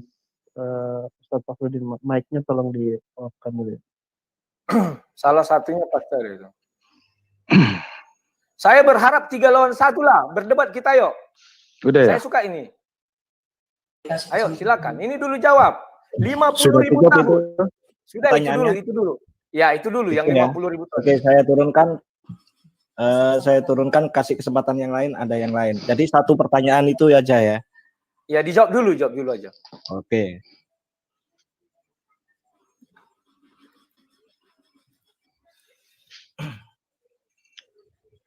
Silakan salah satu penjawab. Baik. Dan ayat tersebut itu sebenarnya adalah syarat kalau manusia menempuh perjalanannya menurut ukuran manusia, kan seperti itu. Tetapi kalau makanya di situ dikatakan fi yaumin qana miqdaruhu 5,000 sana. Ya kan? Bahwa kalau satu hari itu sama jarak perjalanan manusia itu sama dengan 50.000. Kan seperti itu. Makanya di sini dikatakan kalau kita paham terkait dengan bahasa Arab, kan di situ ada dijelaskan fi yaumin kana miqdaruhu, ya kan? Dalam satu hari itu menurut perjalanan itu sama dengan 50.000 tahun masa perjalanan itu. Jadi ketika umpamanya orang manusia yang sendiri yang akan berjalan seperti itu, ya kira-kira begitu kadarnya. Itu kan beda antara malaikat dengan kita, kan seperti itu. Sebenarnya ini pertanyaan biasa kalau menurut saya. Karena ini jarak kalau dalam sehari ditempuh oleh manusia ya seperti itu. Tapi kalau perjalanan menurut malaikat itu sehari aja itu gitu. Ya kan? Itu makanya di situ dikatakan fi yaumin, dalam satu hari, kana miqdaruhu 50,000. Menurut ukuran manusia kira-kira perjalanan malaikat itu sama dengan perjalanan manusia itu kira-kira itu ya seperti 50,000.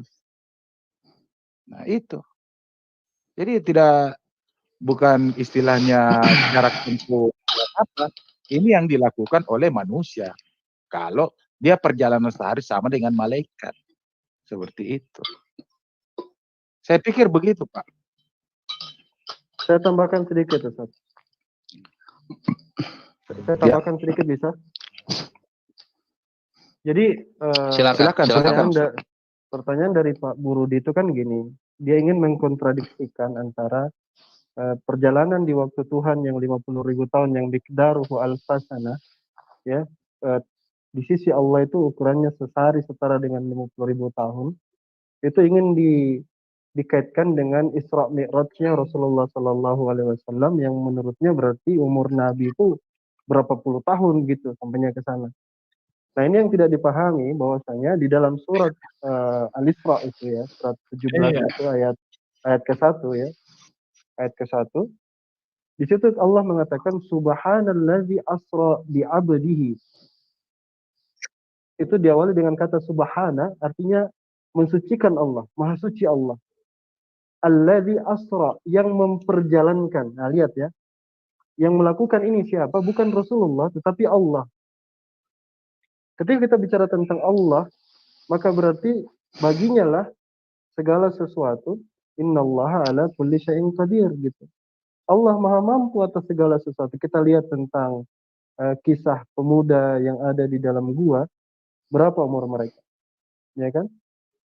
Di dalam Al-Quran juga dijabarkan seperti itu. Dan di dalam Alkitab juga sebenarnya, untuk di sisi Tuhan ya, itu 1000 tahun sama seperti satu hari. Dalam 2 Petrus 3 ayat 8 kalau nggak salah. 1000 tahun sama seperti satu hari. Artinya, perhitungan manusia dengan perhitungan Allah itu beda.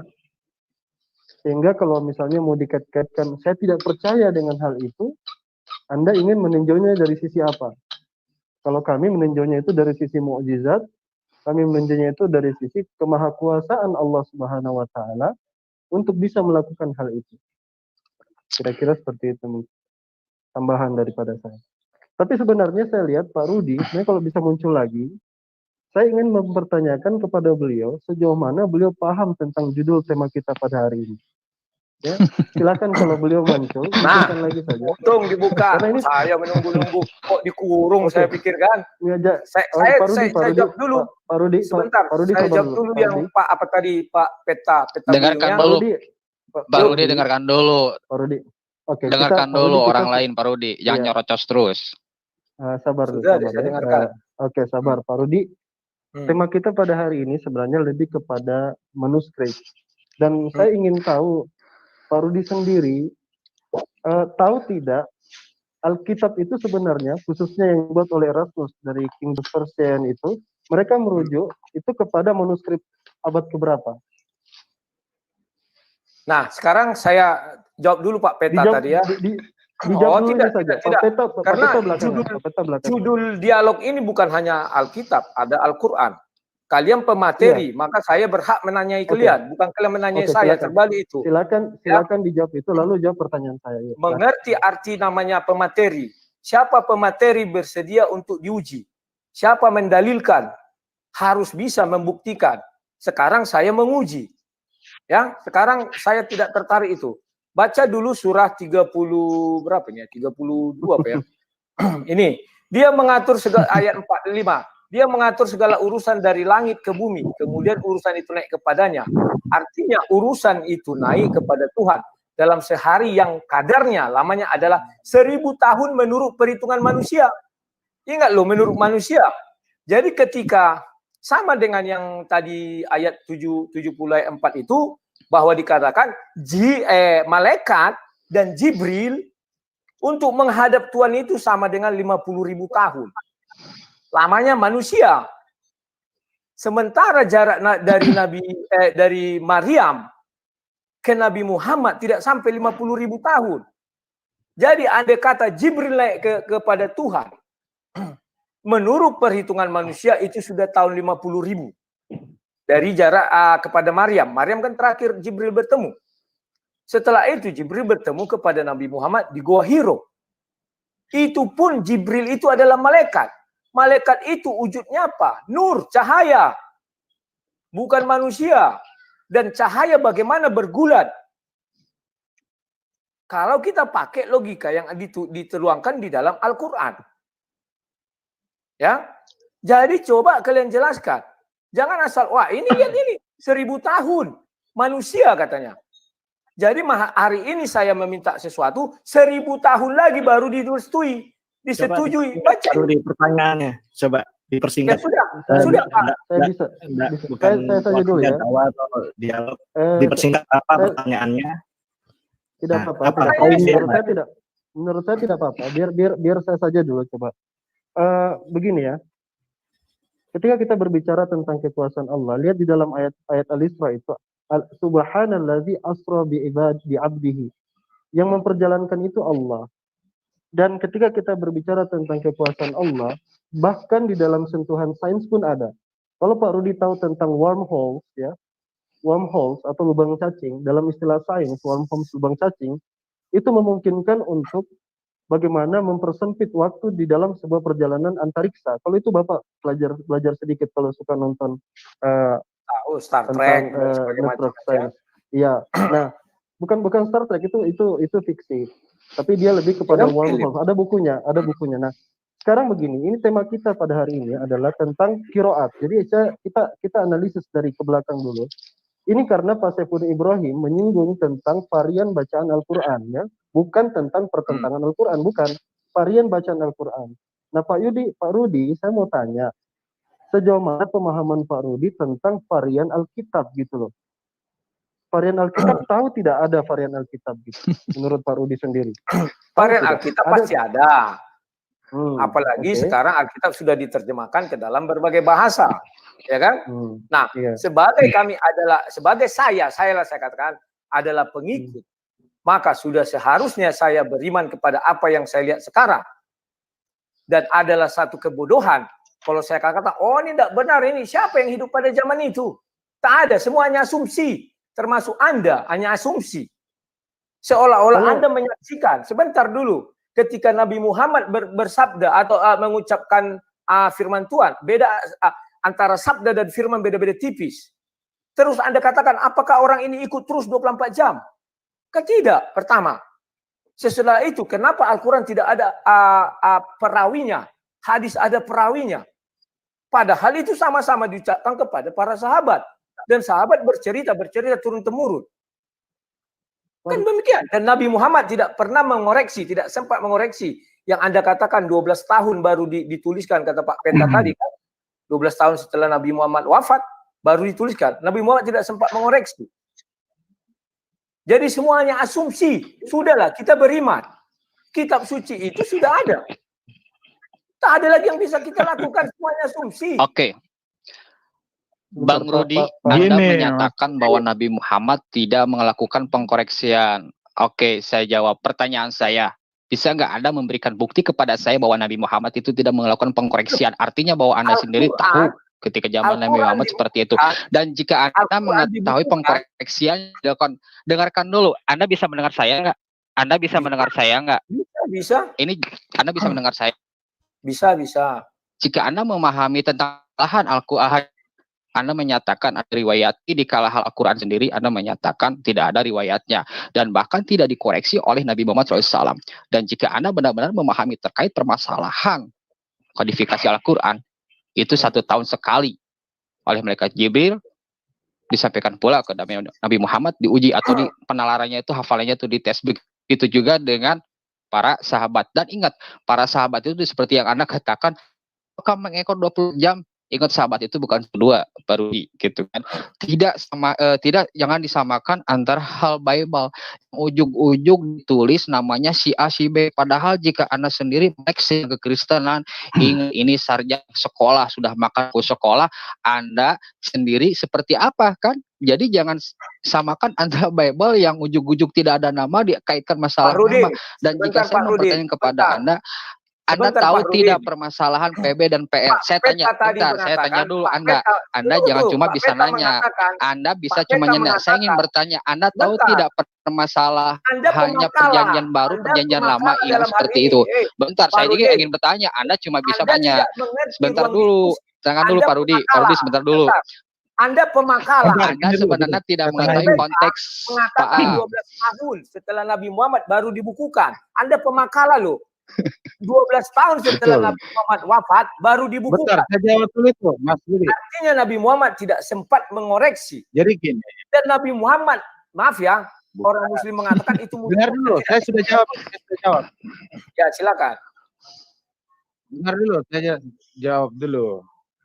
Sebenarnya Al-Quran itu, mungkin Mas Rudi ini tidak mendengar penjelasan saya sejak awal.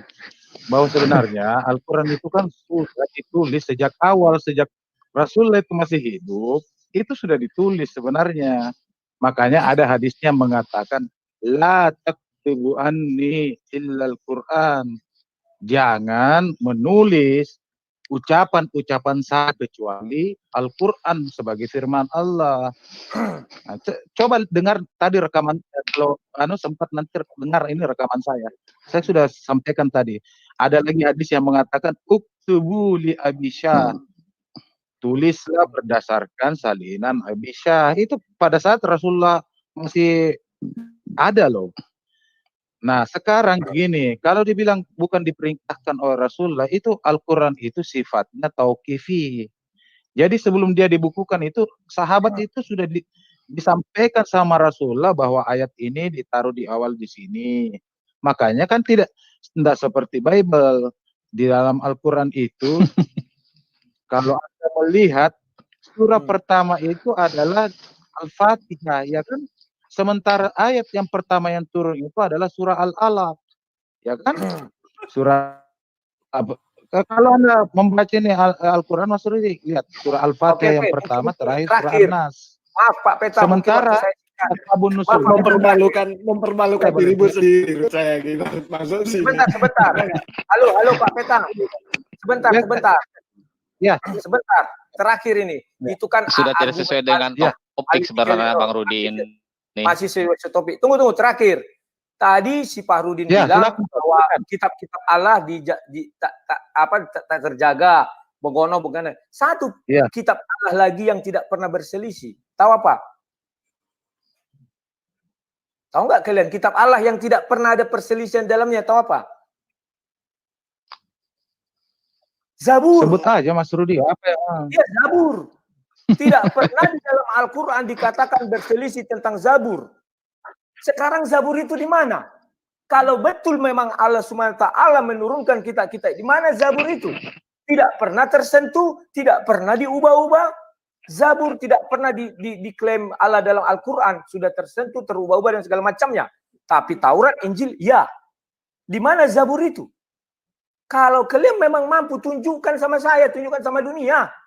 Itu milik Allah loh yang tidak pernah buka Al-Quran. Saya sudah baca, tidak pernah Zabur sekalipun diceritakan di situ bahwa kitab itu. Sebenarnya pertanyaan Bang Rudi ini mempertanyakan. Ya sebenarnya pertanyaan Pak Rudi ini juga mempertanyakan juga sih tentang masalah di manakah Injil dan juga Taurat yang asli gitu kan sebenarnya juga benar-benar mempermalukan diri gitu kan.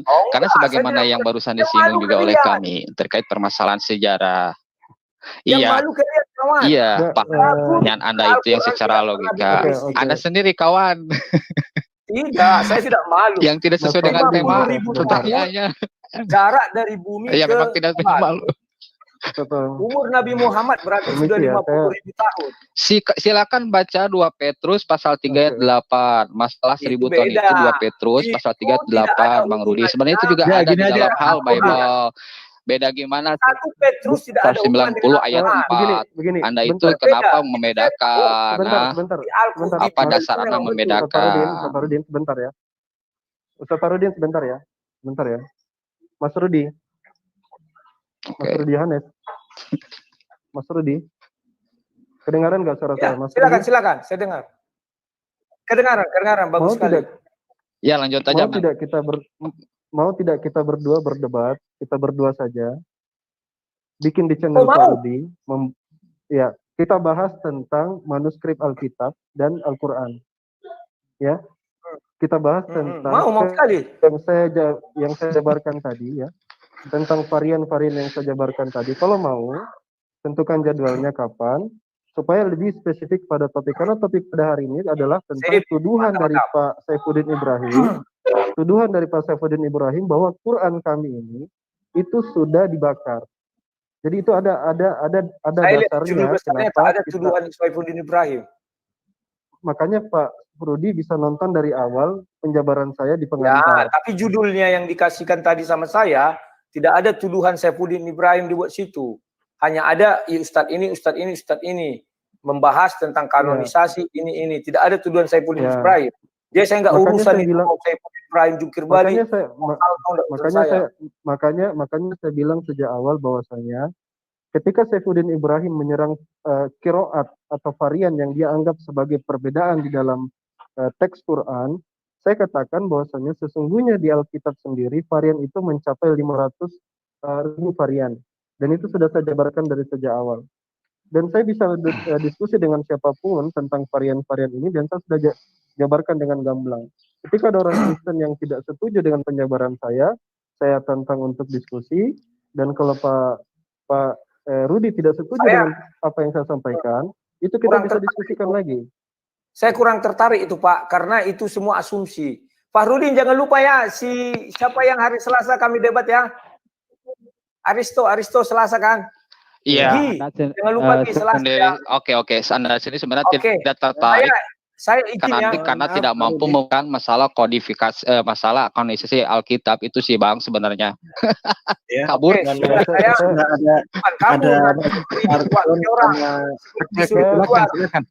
Sebelum disuruh keluar, itu ajakannya Bang Alwan, gimana ajakan Bang Alwan? Saya sanggupi, tetapi mungkin kita lihat nanti apakah kita bicara Al-Quran dari firman Tuhan atau Bibel firman Tuhan gitu. PR kalian sudah saya kasih ada 3. Tolong nanti masalah sejarah. Maksudnya Bang Alwan itu sejarah. Iya. Sudah saya sanggupi nanti tuh. Zabur pertanyaan yang tidak akademis. Kemana Zabur?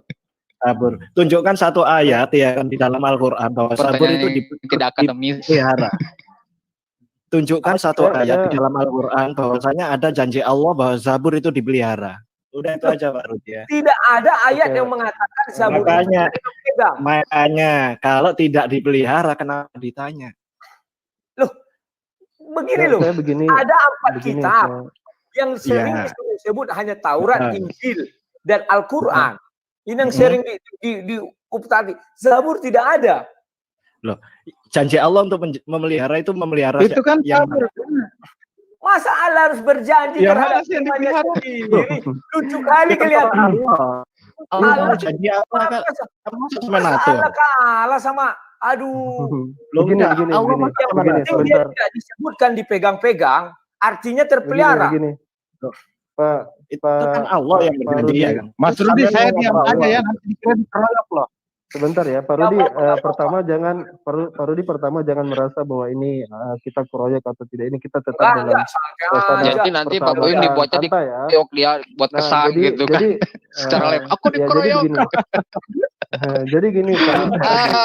Juga tahu pertanyaan lawan gitu. Yang lain ini Mas Arjon. Pak Rudi maaf, ini kasih Mas Arjon ini juga sudah antri. Mau bertanya Mas? Saya izin ya. Oke, saya izin. Ya. Mohon maaf Pak Rudi ya. Sama-sama. Oke. Yo. Assalamualaikum warahmatullahi wabarakatuh. Waalaikumsalam. Assalamualaikum warahmatullahi wabarakatuh. Waalaikumsalam. Suara saya kedengaran, Pak? Kedengaran. Alhamdulillah. Iya, dengan siapa dan di mana? Alhamdulillah.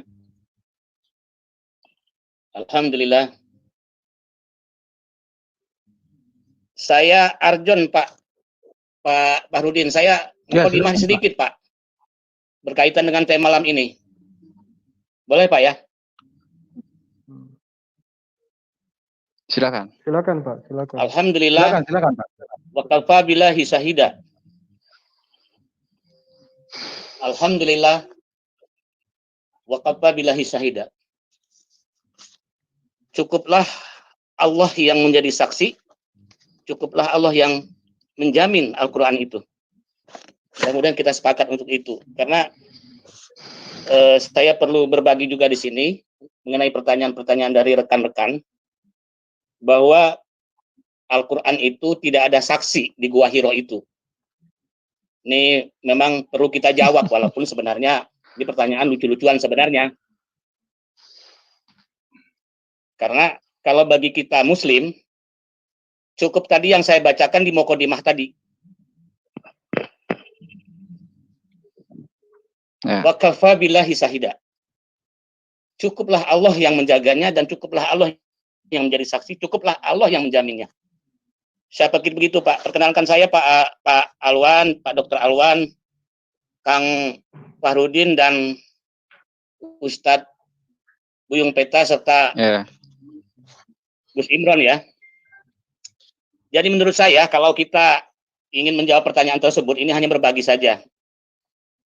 Dalam teori pembuktian, kadang-kadang tidak butuh kita saksi yang lain. Kita hanya butuh saksi pelaku dan barang bukti.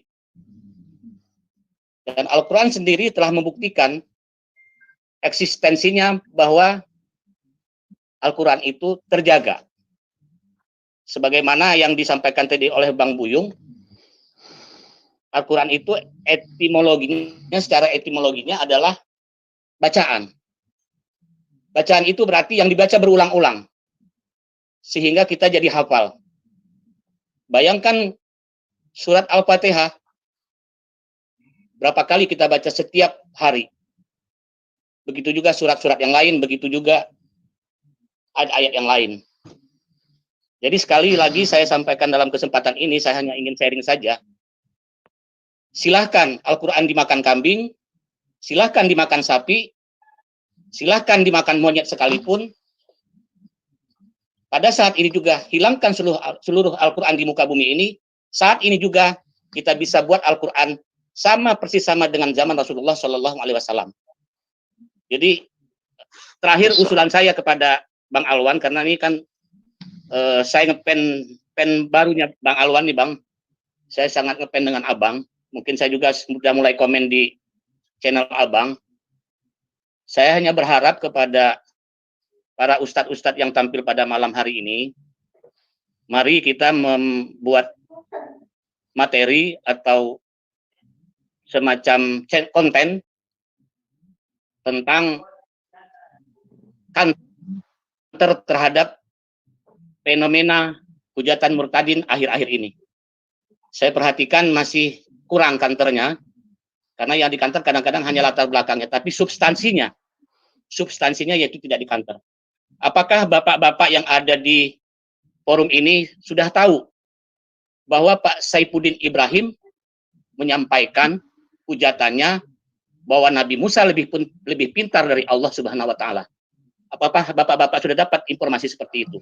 Kalau tidak, saya akan kirimkan kontennya. Saya kira demikian, lebih dan kurangnya mohon maaf. Billahi taufiq wal hidayah. Wassalamualaikum warahmatullahi wabarakatuh. Waalaikumsalam. Waalaikumsalam.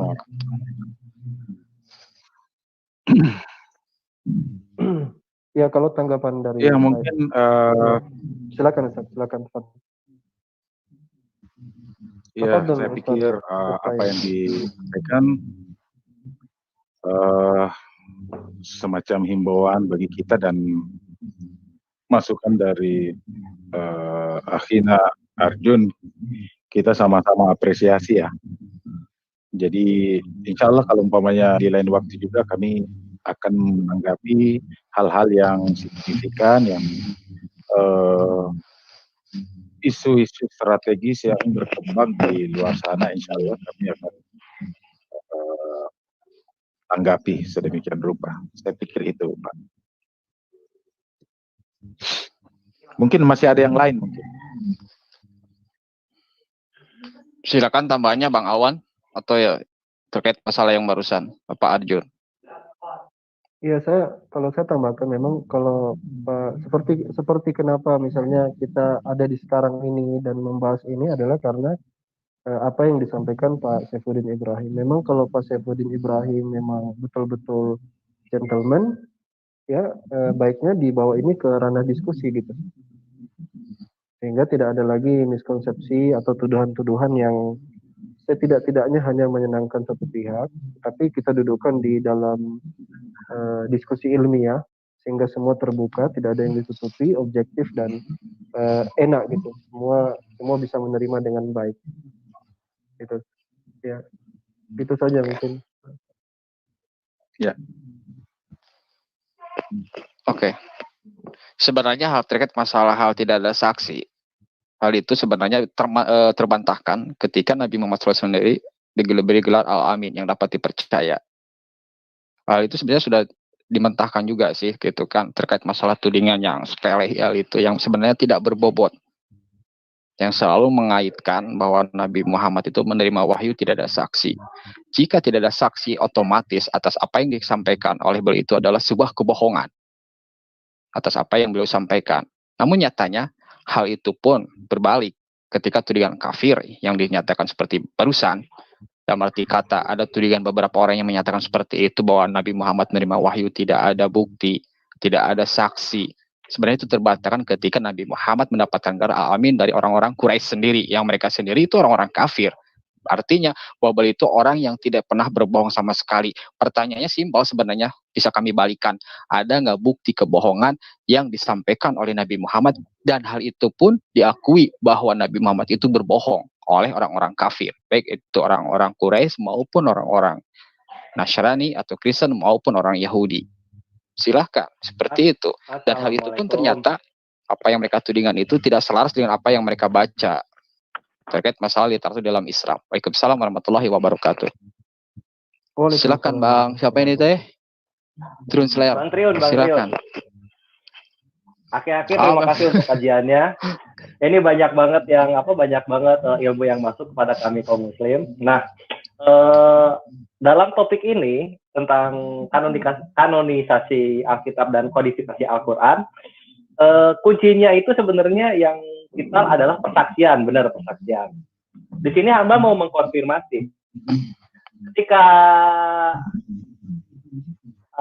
kodifikasi Al-Quran dikumpulkan, kan itu ada 4 tahap ya, seperti yang udah dijelaskan sama Ustadz Teta Buyung. Nah, yang hamba mau konfirmasi di sini adalah ketika ayat-ayat Quran dituliskan, adakah saksi di sana?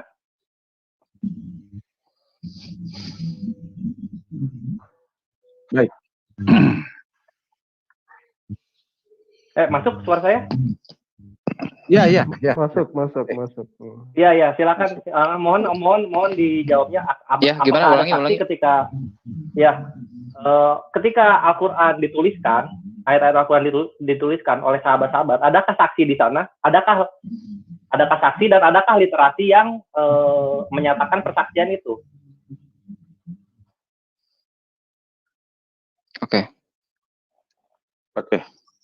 Saya jawab ya. Ya, silakan. Oke. Silakan. Jadi gini, kalau di dalam Islam itu kan sebenarnya kodifikasi Al-Quran itu lazim dinamai dengan Tadwinul Quran. Tadwinul Quran itu adalah, kalau dalam bahasa kita itu, dari kata tadwin itu dewan. Jadi ada panitianya kan. Nah, kalau dalam Padepokan Kusman itu, yang namanya dewan itu bukan 1 orang.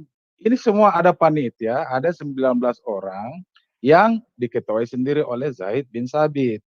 Nah, dewan-dewan ini sebelum mereka menulis Al-Quran ini, karena ini kan Al-Quran sebenarnya riwayatnya itu mutawatir.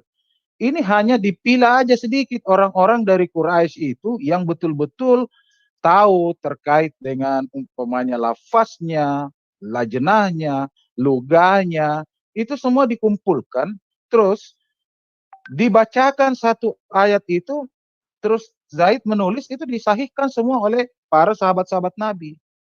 Nah, sebenarnya itulah itu saksi. Sebenarnya iya, makanya saya katakan sebenarnya kalau kita ini tidak penting itu yang terkait dengan saksi. Kenapa? Karena jarak penulisan Al-Quran dengan Rasulullah itu amat sangat dekat. Dan mereka yang menulis Al-Quran ini adalah orang yang sama dengan Rasulullah Sallallahu Alaihi Wasallam. Jadi kalau dipertegas, jadi begini, sebenarnya kesaksian itu apa sih? Kalau dikatakan tadi kesaksian itu, kalau orang perlu saksi berarti ada yang perlu dikuatkan, kan seperti itu. Makanya kita itu di dalam Al-Quran selalu ditegaskan bahwa wa kafa billahi syahida. Cukuplah Allah yang menjadi saksi. Karena apa? Kita ini umat-umat manusia sebenarnya pada saat penulisan Al-Quran itu penuh dengan orang-orang yang menyaksikan itu. Karena namanya saja tadwinul Quran. Jadi bukan istilahnya 1-2 orang yang menyaksikan. Ini seluruh masyarakat di zaman Khalifah Utsman itu udah tahu bahwa Al-Quran itu yang kita sudah hafalkan itu, kepentingan ini untuk dibukukan itu, untuk dibawa ke provinsi-provinsi yang ada di luar kota Madinah sebagai pusat pemerintahan Utsman bin Affan. Itu pun mereka yang di bawah ini, yang telah ditulis dalam bentuk mushaf, sebenarnya kan bukan dari, ini sebenarnya proyek Utsman bin Affan, mushaf Utsman bin Affan itu sebenarnya kan kelanjutan dari inisiatif Khalifah Abu Bakar As-Siddiq begitu Rasulullah meninggal dunia. Jadi kalau dikatakan saksi, semuanya itu Mas, bahkan dikatakan itu semua di situ penduduk Madinah mengetahui tadwinul Quran itu.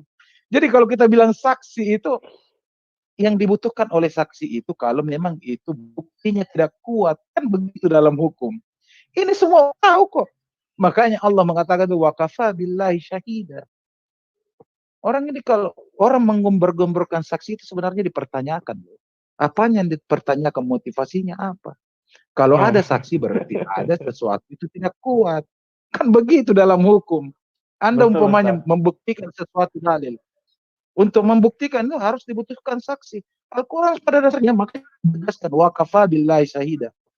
Tidak perlu manusia-manusia itu yang bersaksi. Orang sudah tahu kok semua itu benar.